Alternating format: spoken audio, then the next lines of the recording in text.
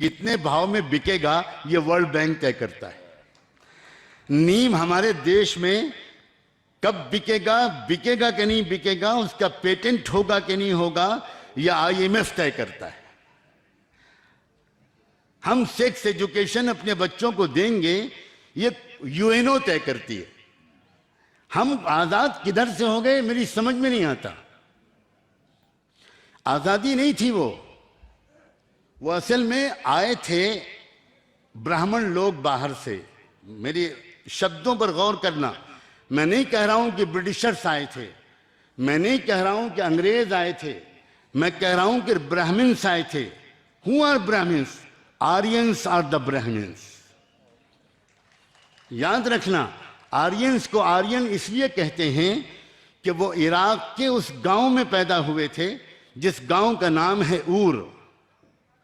उस गांव ने पूरी दुनिया को मूर्ति पूजा का कल्चर सिखाया।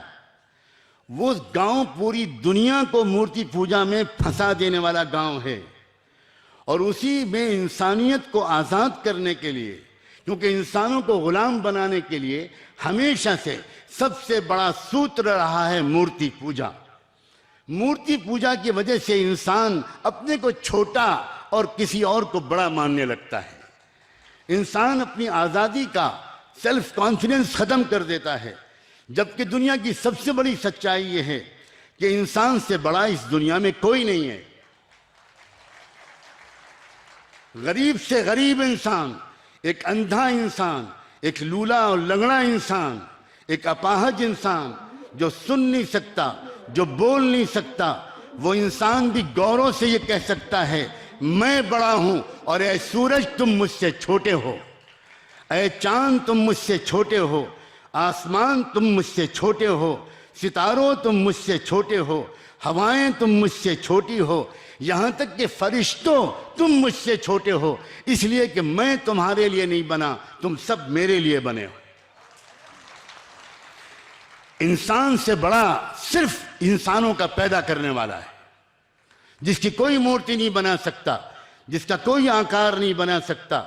इसीलिए ऊर के उस गांव में सबसे पहले मूर्ति पूजा के खिलाफ जो संघर्ष शुरू किया था, वो शुरू किया था उस इंसान ने जिसका नाम था इब्राहिम अलैहिस्सलाम, जिसको आग में जलाया गया, जिसको पहाड़ों से फेंका गया, जिसको गांव से निकाला गया, जिसका सोशल बाइकआउट किया गया, जिसके पिताजी ने उसको छोड़ दिया, जिसके खानदान ने उसको छोड़ दिया, मगर वो क्योंकि सारे इंसानों से प्यार करता था और वो अपने लिए जीने के बजाय दूसरों के लिए जीने का अपने खुदा से वादा कर चुका था, इसलिए उसने कहा मैं मूर्ति पूजा के खिलाफ आवाज लगाता रहूंगा, चाहे तुम मेरे साथ जो करो, इसलिए कि मैं जानता हूं जब तक इंसान मूर्ति पूजा करता रहेगा वो इंसानों की गुलामी से आजाद नहीं हो सकता। इंसानों को इंसानों की गुलामी से आजाद दिलाने वाली चीज सिर्फ एक है, वो ये कि इंसान अपने मालिक को पहचाने और पहचानने का ढोंग न रचाए। इस जमाने में तो मुसीबत यह है कि धर्म के नाम पर ढोंगी दुनिया में बहुत बड़ी तादाद में, मस्जिदों में भी हैं, मज़ारों में भी हैं, मंदिरों में भी हैं, गिरजाओं में भी हैं। उसकी वजह से दुनिया के अच्छे इंसान सही धर्म से मायूस हो गए। वो ऊर गांव है जहां से निकले आर्यंस, और उन्हीं आर्यंस को कहा जाता है ब्राह्मण।